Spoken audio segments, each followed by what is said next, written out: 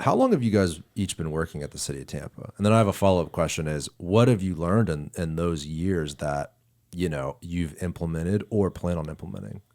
So I've been with the City of Tampa for almost 5 years. Yeah.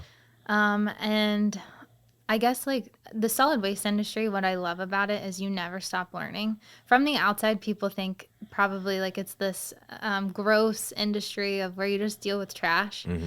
And it's so much more than that. And there's so much to learn and so much growth, especially in our area. We don't have a ton of waste diversion programs that we have implemented. So it's kind of exciting that we're in this position at this time where the opportunity is coming and we're able to learn and look at a mixed waste processing facility. What would that look like for the city? What would this technology look like? How would we do food waste diversion?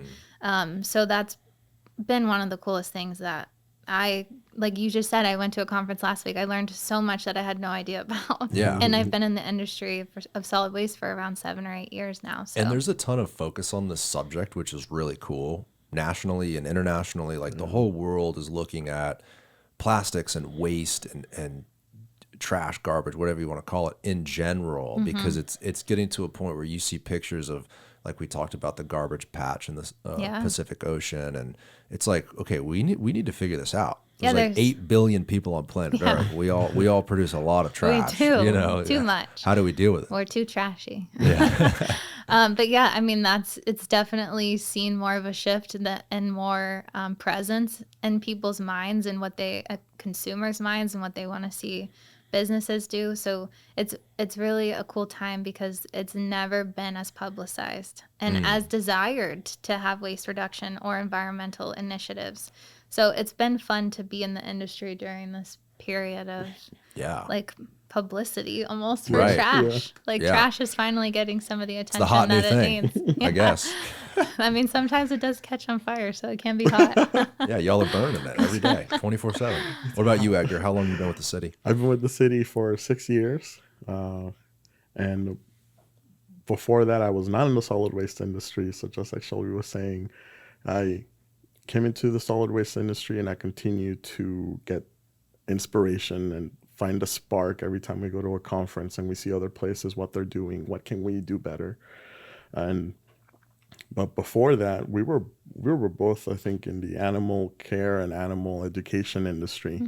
Because just like any environmental, I think, aficionado, you grow up thinking, oh, the animals and ecology. But little by little, I learned that public policy and education was going to be the place to be able to make a change. But now being here in solid waste or materials management, I guess, even talking about compost, I geek out over food waste and how do we teach about food waste? How do we plant those little seeds now so that in 5 years when we implement the program, that information is already in place? How do we influence policy for plastic? And so there's many other places like Europe that are implementing more stringent policies on plastic products and creation and end of life disposal.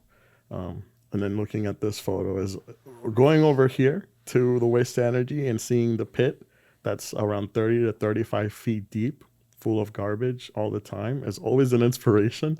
Personally, we need to do more now work. all the time. Like, is this one day of garbage? Like, what are we talking about in terms of buildup? It can hold up to 3 days, I think, of garbage. That's it. 3 days. It so runs.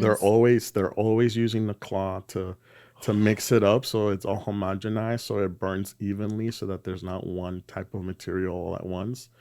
And they're constantly feeding into the hoppers that go into the boiler. I mean, right now it's empty. Probably for the first time since it was built. Yeah, they're probably able to see the bottom of it in so long.